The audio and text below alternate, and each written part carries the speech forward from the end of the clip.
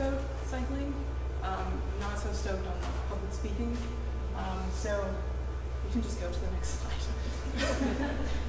So just a little backstory. I was cycling in a way before this, but my first long distance cycling trip was crossing Canada in 2018 with my partner and one of our friends.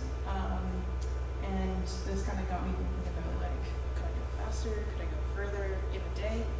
Part of it, I think, was crossing the prairies and wanting to just see the trees. So that's kind of where this started. Next slide. So this is the three of us in Sudbury, Ontario.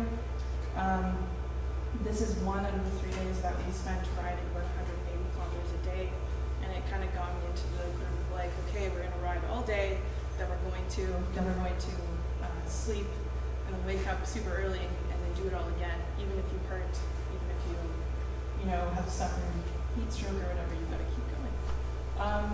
Let's see. This is our bikes in BC. That's not. Take it off. I can take it off? Yeah, take it off. Okay.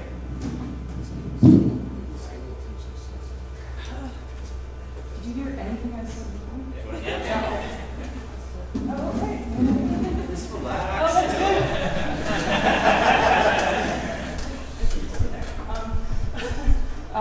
So these are the bikes in BC. Mine's on the left.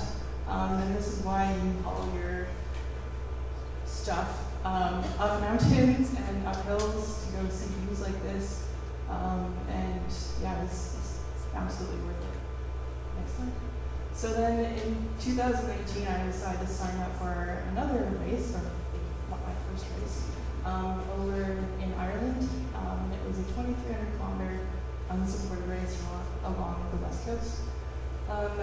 I did a short route because I injured my Achilles and then my knee, and my small chain ring broke, so I was suffering hard. And then I also had to catch a plane, so I needed to make sure I finished it before I got so that was a lot of fun, and one of the really cool parts being at the start line, or at the start, was being able to see all the other riders there and all their bikes, all their equipment, and just talking to them and asking them why they do this, and nobody really knows why. Everybody just wants to do it because it's fun for whatever reason. We call it type 2 fun. It means that you hurt while you're doing it, but at the end, you want to do it again, and you're not sure why you want to do it again, but you do. So next slide. Looking at the finish line, I finished it in 8 days and 12 hours. Those are some stats at the corner. Fully loaded bike. As you can tell, I clearly toured the previous year and wasn't quite ready to race that year. But I was super stoked, also really, really tired.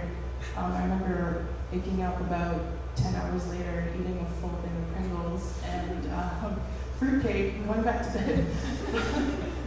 Next slide. So the reason I'm talking tonight is the tip to tip. I decided to do this because I was looking for another challenge this year after the race I was supposed to do was canceled. It was 750 kilometers. It took me 50 hours. It's about 8,000 meters of elevation. And that average speed, I feel, is kind of slow, but I suppose for that long, for not sleeping, it's not bad.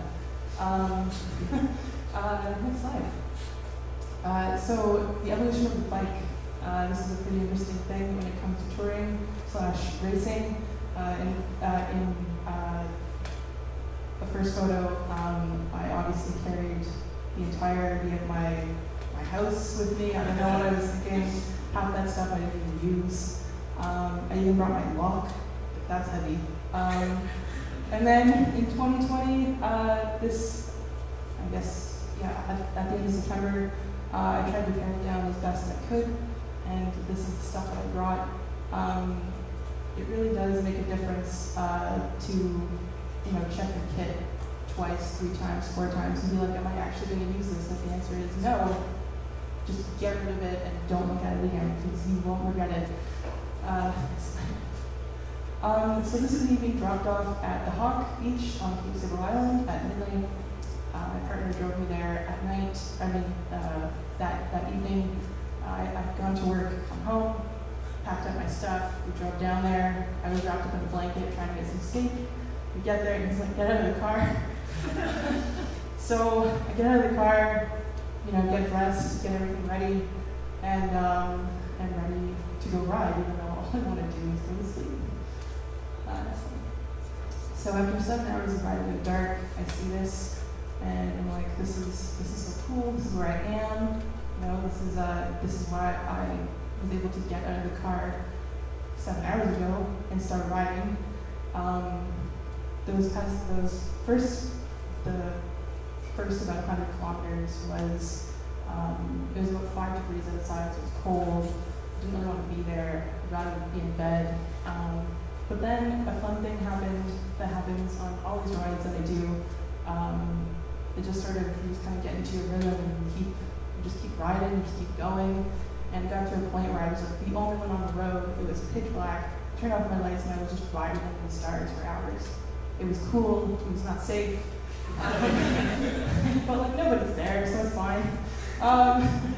And then of course, somewhere around, I'd say Mahone Bay, I went to this gas station, and as I was coming out, I hear a and my tire goes flat. Cool, the hike was over. So I ended up having to change my tire. I was like, you know what? Should I change my tube? I ended up probably riding another 10 kilometers before my tire goes flat again. So not so fun stats, 2 punctures, 1 tire failure, and some GPS troubles. Turns out on my fun ride at night, I had, gone over some sharp rocks or sharp whatever on the road, and it had cut the sidewall of my tire multiple times. So my partner was, already on his way out to me, so my solo and unsupported race became a little less unsupported. But he helped me change over the tire and get going. At this point in the ride, I was not too far. I was kind of behind on my time, and I was feeling a little down. And I knew there was a pub a couple kilometers away. It's like I could go have a drink, I could go sleep, I could go just, chill and then forget about it and do this next year. But he brought a new tire and I had no excuse. We go to the outside. So some not so fun feelings that go through and thoughts, I guess. You're tired, you're continuously tired, and for me, I hadn't really slept for about 3 days. Hungry, just it's the continual cycle, you're just always hungry. Thoughts of, why am I doing this? Well, I'm doing this because I chose to do this, so there's no sympathy there. Why am I so slow? I don't know, it's just this feeling you get. And then of course, the feeling that you probably should have packed absolutely everything, and then the feeling that you shouldn't have packed any of this. And then more, why am I doing this? And my GPS here decided to quit at 270 kilometers, which for most people doesn't matter, they're never gonna go that far, but for myself, I'm like, I was really hoping to see like 750 on that screen, now I won't. Next slide. And then you get to these bits where it's paved and there's nobody there, and you're riding, and as you're riding along, you're like, I'm making progress. This is amazing. I never thought this would happen. And you just kind of keep riding, and it's just this feeling of bliss and like, wow, I can actually do this. And then all these failures that have gone through your head previously, with the punctures, with the time restraint. Side note, I was trying to do this in under 48 hours. So, next slide. Right, here we go. So another fun thing with these rides is you can take the ferry. And at this point, I kind of knew where I was going. I have, what's the word? I have been around Cape Breton, multiple times, both riding, both driving, and so at this point I was like, okay, I know exactly how much food I have, I know exactly how long it's going to take me, I know what the road ahead is going to be like, and at that that point, I was like, okay, you have, this is gonna happen, you are going to make it. And I did make it. I made it to meet Cove. Move to the next slide.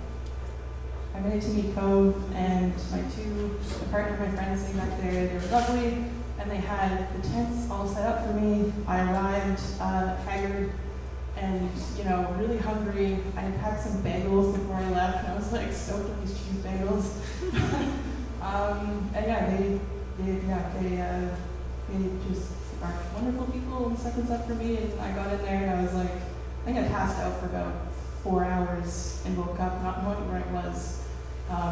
Very sleep deprived, very, very tired, but like would 100% do it again. I don't know why, but I know I'm supposed to figure out why, but I really don't know. Most people wouldn't. Yeah, and like Dave was saying, endurance events like this, you know, it's a total mental game. You know, physically you can push your body to do a lot, but mentally, you know, you have to get out of that car, you have to get on your bike and just start riding. Once you start riding, it's good. It's good. You're just pedaling, that's it. Next slide. These are some ultra cycling events. If anybody wants to know, there are tons of people that do this stuff. You can try one of these, you can meet them, or just check it out. It's pretty cool. It's a pretty cool group. Yeah, thanks.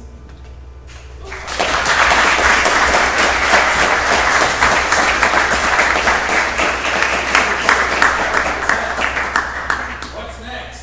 What's next? Yeah. If you could, like, the world opens up and you're like free to go. Well, I was planning on doing a Trans Am bike race across the states. So it's just over 6,000 kilometers, I think. From west to east? Yeah. People do it. And is it like a solo, like an unsupported thing? Yeah, also all unsupported. Yeah.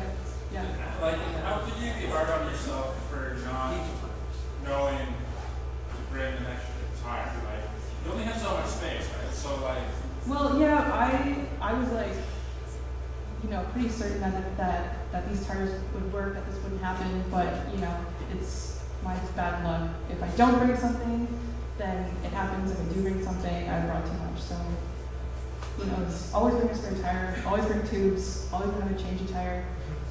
Always bring this stuff. you do it again. Hey? You do it again? Oh yeah. I'm gonna do it next year.